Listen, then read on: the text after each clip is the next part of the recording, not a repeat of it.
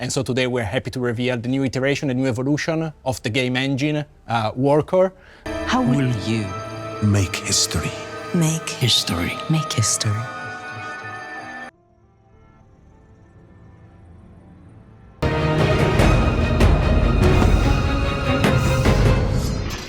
Welcome back to the channel, guys. I'm DASSBEAR, and Creative Assembly just dropped their 25th anniversary showcase, and there was a lot said, but I need to be real with you guys. There were some things that I heard and seen in this that kind of made me worried, and I view it in a negative way. There are some red flags in there, some hidden tech talk. We're going to talk about the release schedules of what I think is going to be coming up, and we're going to break down this new engine, as the way they're putting it. And also the real reason for the Medieval 3 announcement and why I think we're heading into a dry spell for Warhammer 3 content. And so today we're happy to reveal the new iteration, the new evolution of the game engine, Warhammer. The key words here are new iteration, next evolution. It's not a brand new engine. It's an upgraded engine. I'll give it that. And there are some things that they've hinted at in the technology, which probably leads to future titles and direction for the studio and future games. And we're going to get into that. I want everyone to know this is not a brand new engine. What does this mean for animations then? So we've actually rewritten a lot of our animation system. It's now a graph-based node system, which means we can layer animation behaviors and create more variety and fidelity. Some of the things the players may see is more complex movement like strafing. And more complex vehicle movement.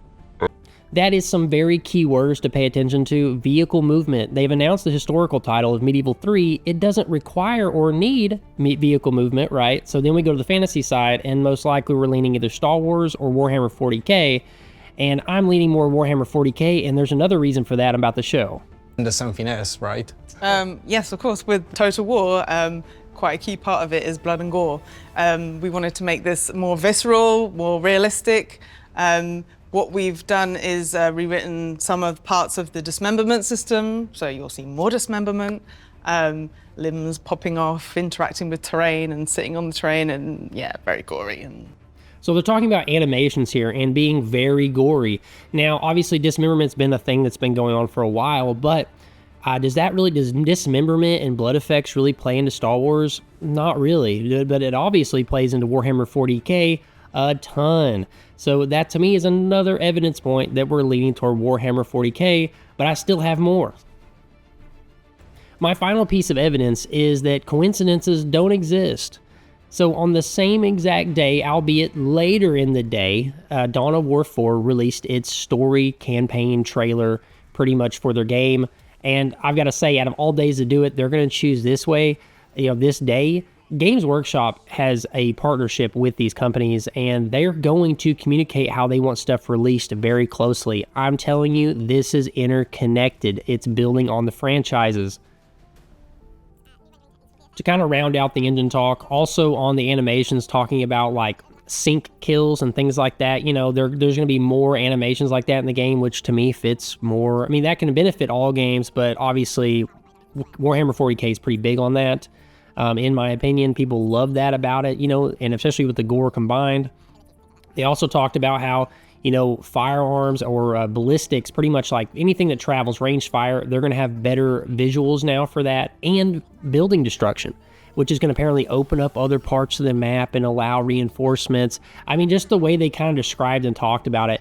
Again, everything I'm hearing to me sounds like we're leaning toward either a Total War Warhammer 40k or maybe Star Wars, or maybe there's something we just don't know about yet, but it's definitely something fantasy related involving vehicles and firearms and destruction. So we're quite happy that the new engine also allows us to take our future titles on PlayStation and Xbox as well as PC. Yeah. Fantastic. So we can finally allow console players to experience Total War. Yeah. This was a pretty huge announcement saying that they're putting these now future games on console with this new engine. And I'm going to say right now, they warn against like pretty much saying, oh, but we're not going to take away from the identity of Total War.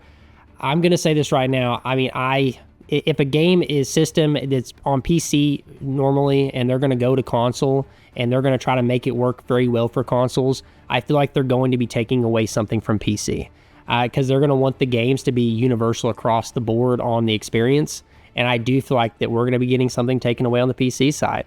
So quote me on that later on if it happens.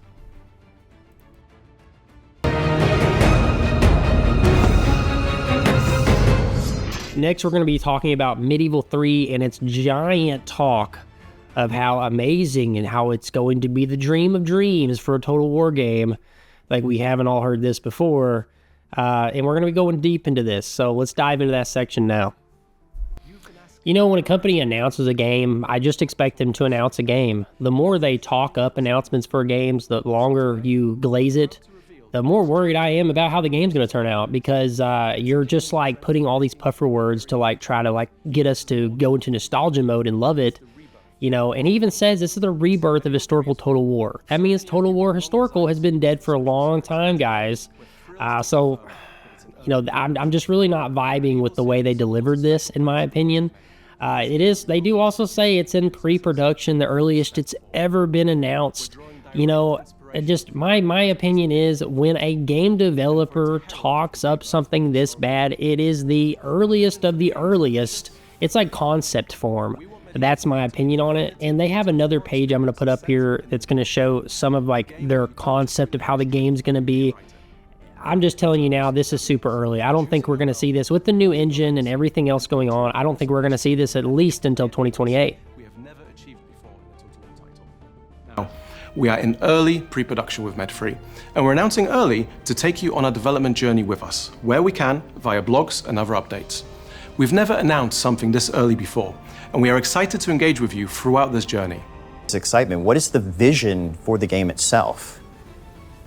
So they talk about the vision of the game and what they want it to be, and they do mention like rewriting history, but they also mention like historical events a lot more, and they also have a web page where they actually put this down in text of examples to kind of show off what they mean for the game to be. And I do think that we're moving away from our typical sandbox experience, where it's pretty much a pure sandbox, anything can happen. I do think that you're going to be the sandbox variable, and a lot of the Nations Realms AI is going to be hard built. Like, if you wasn't playing, things would happen a very similar way every time throughout the game. You're going to be the changing factor, the variable, which is going to change history or follow it, because they do mention on their webpage about, you know, bowing down to history, meaning you can decide to follow the historical route of what you're supposed to be doing or how it's supposed to end up. So I do think it's a lot different than what we're used to, and I think this is a solid move. For an example, I think Hearts of Iron 4 does something very similar to this, where the player is the biggest variable, and I think it works out very well, and it makes you feel like you're crafting your own story very well. I do think this is going to be a more romanticized approach toward Medieval 3, and obviously they talk about how TV shows get some stuff wrong in this. And I think there's going to be a lot more color than many people expect. It's going to be very bright, vibrant, beautiful colors, you know, deep blues, deep reds, you know. I think it's going to look really, really good. Maybe not historically 100% accurate, but I think it's going to be visually very pleasing to the player's eyes. And I am looking forward to that fact, you know. It doesn't have to all be gritty. They can get gritty in combat with the blood and gore.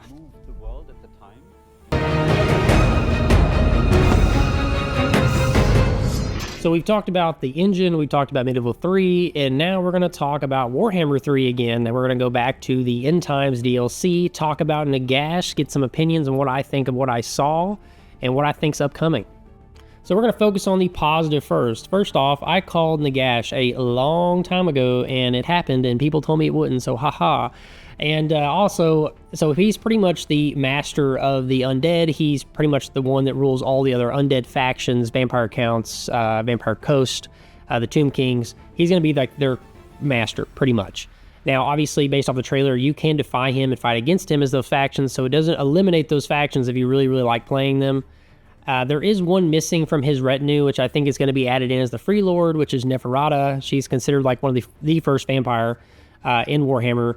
And then the other two paid lords, I want to say we're going to get Thanquil. I'm probably pronouncing that wrong. Thanquil. It's a Skaven lord. And then Glotkin for Nerval. Those are the two that I think are going to be the paid lords in this. I am very excited for him to be added. And I do have some negative worries, though, that we're going to talk about now. So summer 2026 is the target window for this. Based off what they're changing in this mod, this isn't simply just a simplified fact. This is the biggest DLC that they've probably ever attempted, in my opinion.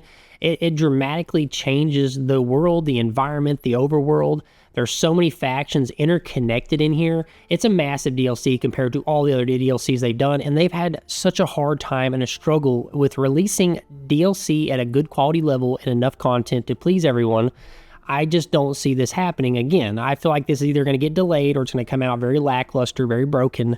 There's so much going on here. It changes the campaign map. It's going to be like apocalyptic going on.